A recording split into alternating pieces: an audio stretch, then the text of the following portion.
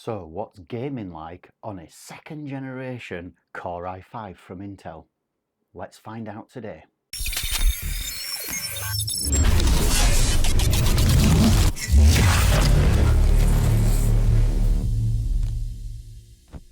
Hello and welcome back to Nellie's Nerd Cave. And on today's video, we're looking at the Core i5. In particularly, I'm looking at the Core i5-2500. This is a 2011 processor. It's a socket 1156. It runs at 3.3 gigahertz and has a maximum TDP of 95 watts. This has 4 cores and 4 threads, so you're only ever going to see 4 logical processors. It's 32 nanometer technology and it's 13 years old. So what's it like when gaming? Especially as seen as it is a 13-year-old processor. So with that processor, I'm going to pair it with this particular motherboard right here. This is an Intel desktop board and it's the DH61WW, and this is from around about 2011, the same time as the processor was released. This came out of a pre-built, I found it very difficult to find a second and third gen board, so I've utilized this one instead, hence why there's still wires attached to this, because the pinouts for the wire for the front panel are very different. I'm also going to pair it with 2 sticks of Kingston memory. This is a Kingston DDR3 RAM. Each one of these sticks is 8 gigabytes, making it the same as in capacity as the rest of the bench tests that I do, which is 16 gigabytes of RAM. This runs at 1600 megahertz, so should be adequate for what we want today. So I'll also be pairing this with a Kioxia Xperia 480 gigabyte 2.5 inch SSD. And on here is already preloaded with Windows 10 Professional, 3D Mark Time Spy and the whole 3D Mark suite, as well as Doom Eternal. I always use Doom Eternal because it's my go-to game and I'm always playing it, so I can tend to be able to see what's going on.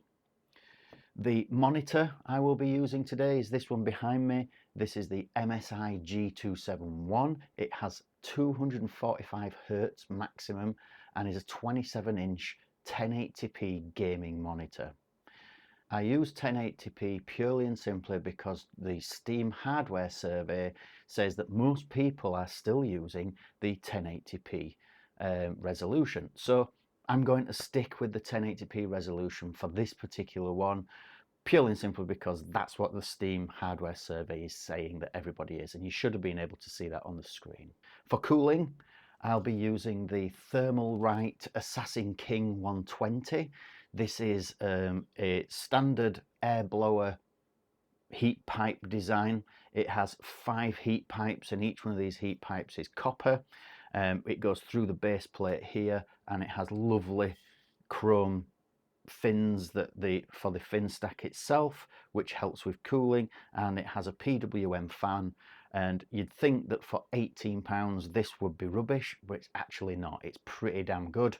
It's very silent and it runs quite well, especially when cooling some of these CPUs. As always, I use the same 3 graphics cards to do the benchmarks, just to see if there's any difference between some of the older graphics cards and some of the more modern ones.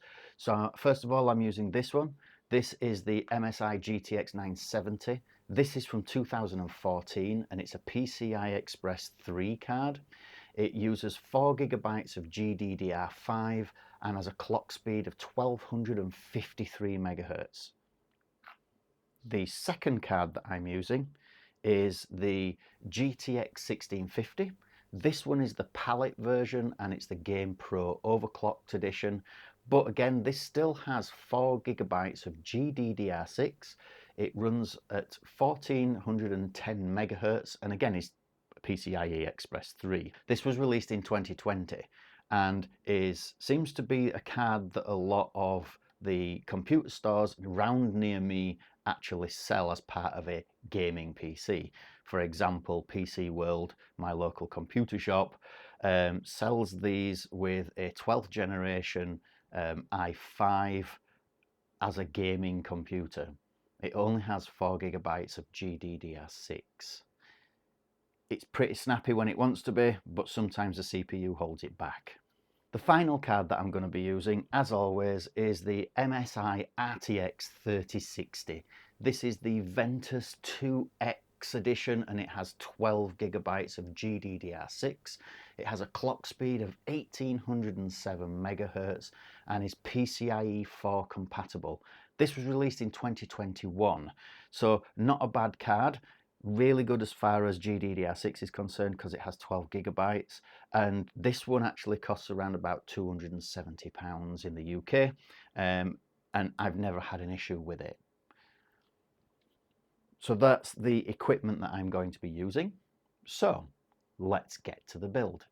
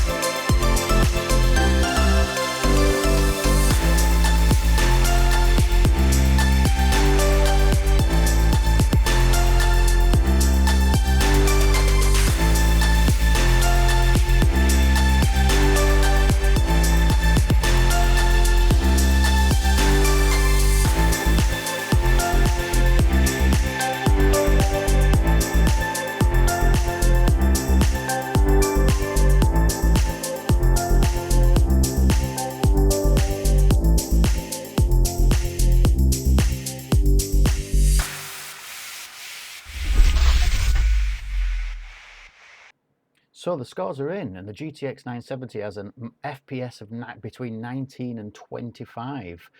However, the CPU is really good. It's not utilized very much. It's only got 40% utilization, with the final score of being 3234.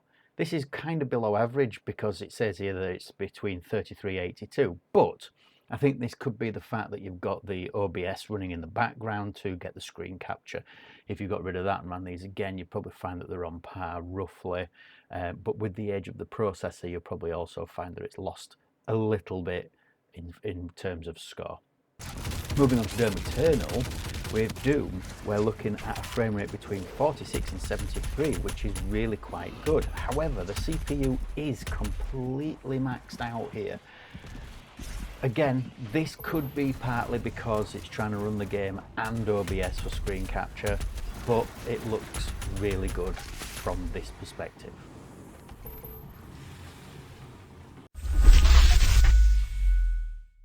So moving on now to the GTX 1650, the TimeSpy results show that they have an average FPS of between 19 and 25. Again, the CPU load was only 40%, so again, not utilized to its full potential. And all the other scores and all the other telemetry seems to be roughly the same. However, when we get to the score, we have a score of 3200, which is actually less than the GTX 970, and it's also below its normal average, but it's not below its normal average by 61 points. Moving on to Doom Eternal, we end up with between 39 and 57, which is much less than the GTX 970. Again, this could be the fact that this is a low spec card in comparison to things like the 970, which at the time was quite a high spec card.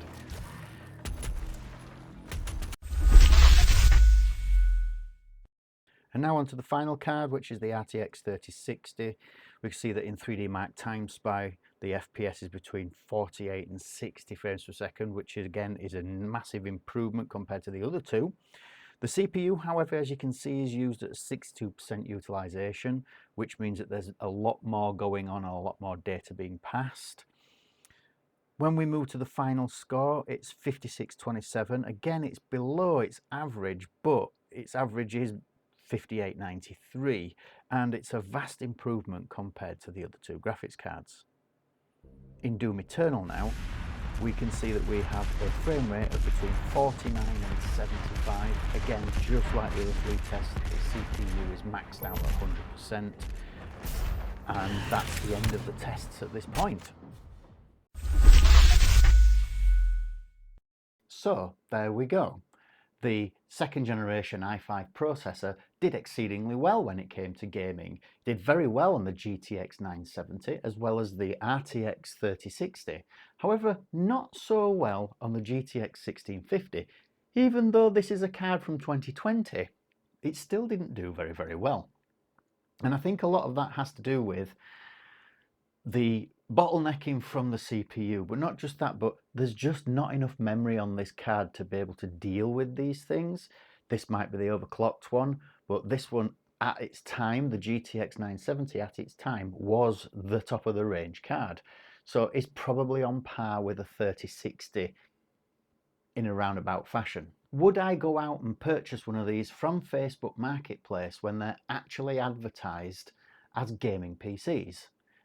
If I want to spend £400, £500, £600 because they are advertised at that much on my local Facebook Marketplace, then I think I'd probably save a little bit more money and go for something a little bit more modern, you know, an AMD platform that has more cores, definitely something like a 7th or 8th generation processor for roughly the same money, if not a couple of £100 more. If you've liked what I've done and you've learned something from this, please don't forget to like and subscribe by clicking the button below.